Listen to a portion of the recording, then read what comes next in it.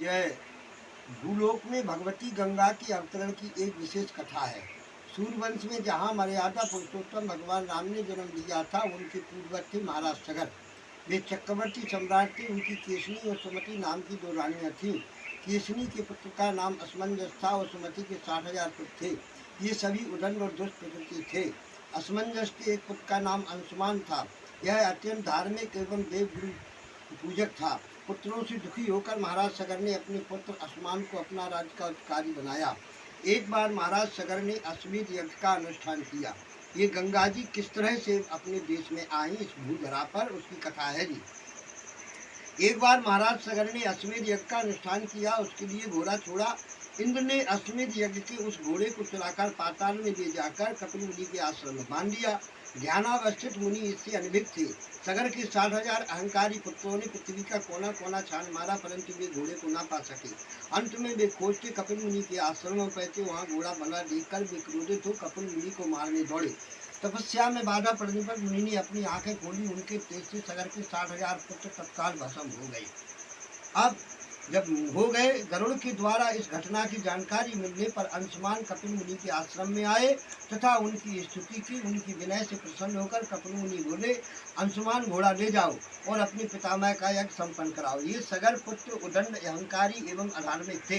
इनकी मुक्ति इनकी राख में गंगा जी के स्पर्श से ही हो सकती है। अंशुमान ने घोड़ा ले जाकर अपने पितामह महाराज सगर का यज्ञ पूरा कराया। महाराज सगर के बाद अंशुमान राजा बने, परंतु उन्हें अपने चाचाओं की मुक्ति की चिंता बनी रही। कुछ समय बाद अपने पुत्र दिलीप को राज सौंपकर वे वन में चले गए तथा गंगा जी को स्वर्ग से पृथ्वी पर लाने के लिए तपस्या करने लगे और तपस्या में ही उनका शरीरांत हो गया। महाराज दिलीप ने भी अपने पुत्र भगीरथ को राजभार देकर स्वयं पिता के मार्ग का अनुसरण किया, परंतु उन्हें भी पूर्ण सफलता नहीं मिली। उनका भी तपस्या में शरीरांत हो गया। वे भी गंगा जी को पृथ्वी पर न सुलगा सके। महाराज दिलीप के बाद उनके पुत्र भगीरथ ने घोर तपस्या की। अंत में 3 पीढ़ियों की तपस्या के पश्चात प्रसन्न हो पितामह ब्रह्मा ने भगीरथ को दर्शन देकर वर मांगने को कहा। ब्रह्मा जी ने भगीरथ से उनके कमंडल में निवास कर रही गंगा जी को पुत्रों की सदगति के लिए भूलोक में भेजने का वरदान मांगा। ब्रह्मा जी ने तथास्तु कहकर स्वीकृति प्रदान कर दी और इस तरह से गंगा जी पृथ्वी पर आई। अब गंगा आज जो समस्या से ग्रस्त है, उस और हिमालय जो है उसमें के बारे में बताया जाता है कि अधर्व वेद में एक मंत्र है, सम सम स्त्र बंतु नद्धा सम बाता सम पतित्रा, अर्थात नदियाँ सम्यक रूप से प्रवाहमान रहें, वायुदेव अनुकूल होकर प्रवाहित रहें, पक्षी भी स्वाभाविक रूप से उड़ते रहें। तात्पर्य यह है कि प्रकृति निर्मित समस्त वस्तुएं अपने प्रकृति रूप में ही रहें, तभी वे मनुष्य के लिए सुखदायी रहेंगी। परंतु विडम्बना यह है कि तथाकथित वैज्ञानिक विकास और भोगवादी संस्कृति के चलते हम प्रकृति का दोहन करते जा रहे हैं, जो हमें विकास की ओर नहीं अपितु महाभयंकर विनाश की ओर ले जा रहा है। हिमालय और गंगा जो हमारी संस्कृति के मानदंड हैं, वे आज इस तथाकथित विकास रूपी विनाश की अंधी दौड़ में सुरक्षित नहीं बचे हैं, जबकि हिमालय के विनाश का अर्थ है संपूर्ण आर्यावर्त की संस्कृति, सभ्यता, परंपरा एवं वहाँ के जनमानस के जनजीवन का विनाश। भारत ही नहीं अपितु विश्व के समस्त भूगर्भ शास्त्रियों एवं मूर्धन्य पर्यावरणविदों ने अनावश्यक रूप से हिमालय के साथ छेड़छाड़ करने की को समस्त उत्तराखंड ही नहीं अपितु संपूर्ण भारत के विनाश के लिए खुली चुनौती दी है रूप में स्वीकार किया, क्योंकि हिमालय एक संवेदनशील पर्वत है। इसकी विशेषता, महत्ता एवं उपयोगिता विश्व के अन्य पर्वतों से अधिक है, क्योंकि इस पर अनेक जीवनदायी वृक्ष, वनस्पतियाँ, औषधियाँ तो प्राप्त होती हैं। जल का विशाल स्रोत भागीरथी गंगा के रूप में भी हमें उपलब्ध होता है।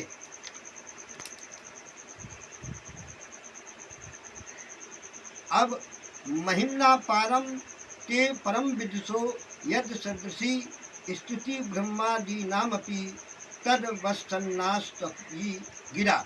महिम स्तोत्र में भगवान शिव को संबोधित करते हुए जो भाव है, वही भाव यहाँ माँ गंगा को संबोधित करके कहे जा रहे हैं। हे माता गंगे ते महिम परम पारम, आपकी दिव्य लोकोत्तर महिमा के अंतिम छोर की ईका न जानने वाले मेरे जैसे अज्ञानी जीव की स्तुति, अविदिश्य स्तुति यदि आपकी स्तर की नहीं है, यदि ते महिमना असदृशी, फिर तो तत् ब्रह्मादि देवऋषि गणों की वाणी भी आपकी उदारता महिम व्यक्त करने में अक्षम ही है। 14 भिमनों में माँ गंगा जैसी उदार पतित पावनी शरणागत वत्सल मुक्ति प्रदायिनी कोई सत्ता नहीं है।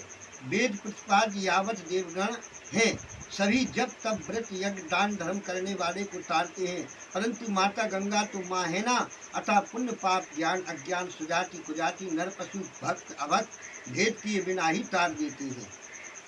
यश्याम स्नानार्थ क्या आगच्छता पुंसः पदे पदे अश्वमेध राज सूयादीनां फलम न दुर्लभति। गंगा गंगेति यो ब्रूयाद योजनानां सतैरपि मुच्यन्ते सर्व पापेभ्यो विष्णु लोकम सा गच्छति। सैकड़ों योजन दूर भी हो, परंतु गंगा नाम जप लेगा तो पाप मुक्त हो वैकुंठ को जाएगा। श्री नारद जी तो आज भी कुछ नवीन कौतुक करने पर उतारू थे। बोले, हे माँ गंगे, यदि कोई प्राणी आपका नाम ना ले सका और मर गया तो क्या उसको न तारोगी? माँ गंगा गंभीर हो गई, बोली, प्रिय नारद, संभव है कि वह भी तर जाए, परंतु यदि उसका अंतिम संस्कार गंगा तट पर हो। नारद जी बोले, हे माँ, यदि अंतिम संस्कार गंगा तट पर ना हो सका तो क्या ना तारोगी? माँ गंगा बोली, देव से तर जाएगा, परंतु उसके अस्थि पुण्य गंगा जल में विसर्जित किए जाएं तो। सज्जनों, ब्रह्म द्रव्या माँ गंगा मुक्ति का सर्वजनिक खुला भंडारा है। सैकड़ों नहीं हजारों वर्षों के उपरांत भी देह का कोई विकृत स्थान तक गंगा जी में पहुंच जाता है, तब भी जीव सदा सदा के लिए विमुक्त हो जाता है। प्रत्येक आस्तिक सनातनी हिंदू की आकांक्षा होती है कि कथमपि गंगा माँ के द्वार तक जीते जी अथवा मृत्यु के अनंतर में पहुँच जाऊँ। भगवती भागीरथी माँ गंगा के पावन कीर्ति ध्वज को सगर पुत्र आज भी 14 भवन में फहरा रहे हैं। इन सगर पुत्रों ने तो गंगा स्नान की कौन कहे, गंगा के विषय में सोचा तक न होगा।